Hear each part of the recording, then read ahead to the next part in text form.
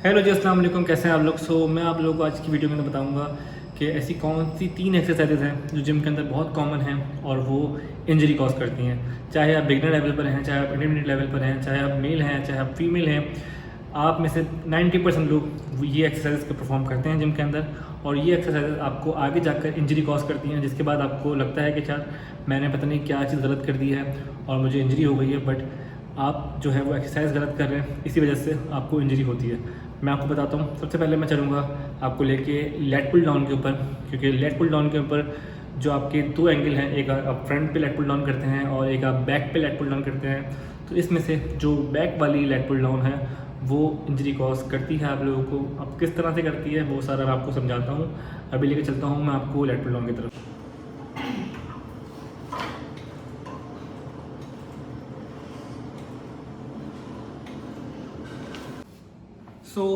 मैंने ये मूवमेंट आपको करके दिखाई लेट पुल डाउन की, बिहाइंड द नेक। आप में से बहुत सारे लोग लेट पुल डाउन के अंदर ये वाली मूवमेंट करते होंगे, आपके ट्रेनर्स ने आपको बताया होगा कैसे करना है।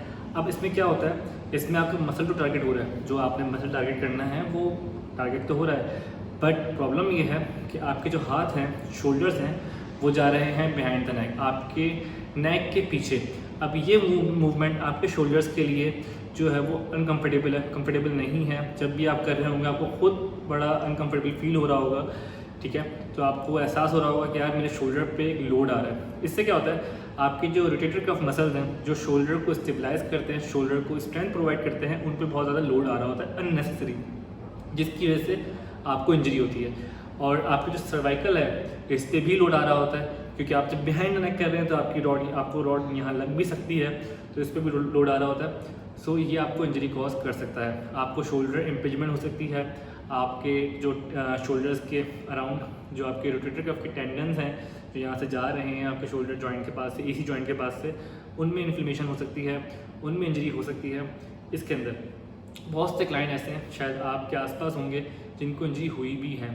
अच्छा, उनको ये पता नहीं चलता कि यार उनको इस एक्सरसाइज से हुई है या किस एक्सरसाइज से हुई है, बट मोस्टली ये एक्सरसाइज आपको इंजरी कॉज करती है। और इसकी मज़े की बात यह है कि आप सिमिलर एक्सरसाइज आप सही एंगल से भी कर सकते हैं। मैं आपको पहले करके दिखाता हूँ। देखें, यही वेट है, सेम वेट के ऊपर सेम मसल में टारगेट करूँगा। कैसे करूँगा आप देखें।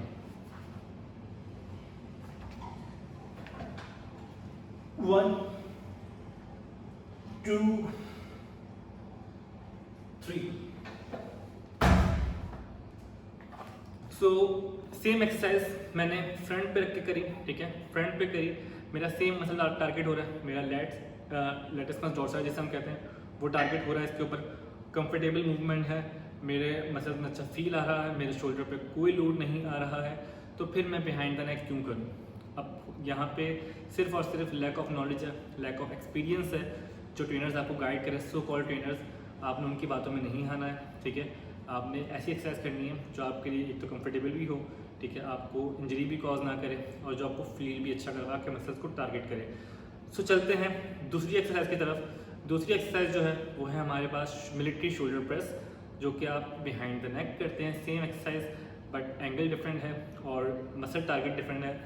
मैं आपको चल के करके दिखाता हूँ, उसके बाद उसके बाद बात करते हैं।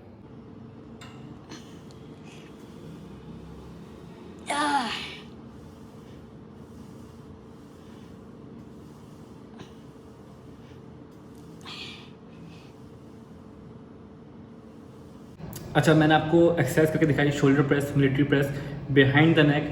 इसके अंदर प्रॉब्लम क्या है, सेम जो लेट पुल डाउन के अंदर थी, आपका टारगेटेड मसल जो है शोल्डर प्रेस के अंदर, मिलिट्री शोल्डर प्रेस के अंदर, वो फ्रंट डेल्ट होता है, एंटीरियर डेल्ट इसे हम कहते हैं। ये हम टारगेट करते हैं मिलिट्री प्रेस के अंदर, बट ये इंजीरियस है, बिहाइंड द नेक है। सेम रोटेटर कफ की आपको इंजरी हो सकती है, सेम सर्वाइकल की अगर ज़्यादा वेट है तो फ़ौरन से गिर सकते हैं मेरे सर्वाइकल के ऊपर, और ये इंजरीज होती हैं लोगों को।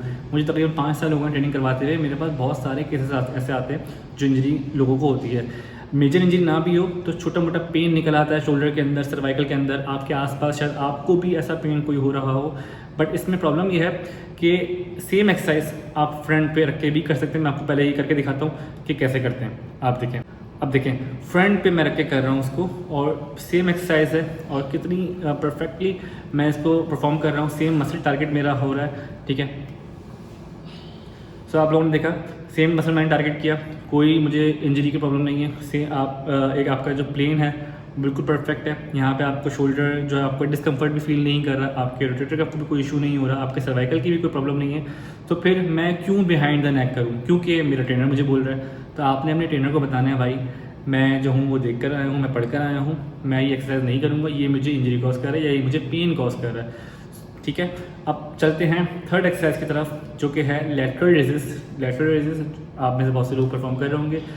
इसके अंदर किस तरह से इंजरी होती है मैं आपको बताता हूँ। ओके, सो ये मैं परफॉर्म कर रहा हूँ लैटरल रेजिस।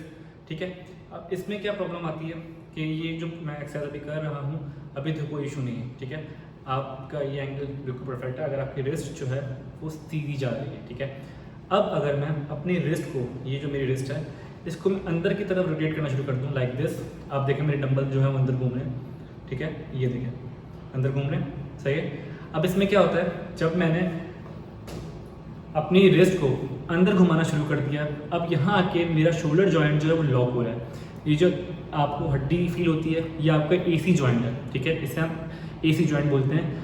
अब इसमें क्या होता है, जब आप रिस्ट को घुमाते हैं तो आपके जो टेंडन्स हैं एसी जॉइंट के नीचे, वो टेंडन टकराते हैं आपकी एसी जॉइंट की छत से, मतलब एसी जॉइंट की जो बोन है उससे टकराते हैं। उससे टकराने के बाद यहाँ पे आपको आहिस्ता आहिस्ता, अगर आप सेम एक्सरसाइज करते रहें, बार बार करते रहें, तो आपको इम्पिंजमेंट कॉज होगी। इम्पिंजमेंट क्या होती है? इम्पिंजमेंट का मतलब ये होता है कि आपका कोई भी पर्टिकुलर मसल लाइक बाइसेप्स है, ट्राइसेप्स है, या आपका कोई भी रोटेटर कफ का मसल है, उसका जो टेंडन यहाँ से जा रहा है वो आपके एसी जॉइंट के नीचे लगना शुरू हो जाए, एसी जॉइंट से टकराना शुरू हो जाए। लाइक मैं आपको एग्जांपल देता हूँ, मेरा ये एसी जॉइंट है। ठीक है, ये बोन है एसी जॉइंट की, नीचे से जा रहे हैं बहुत सारे टेंडन्स।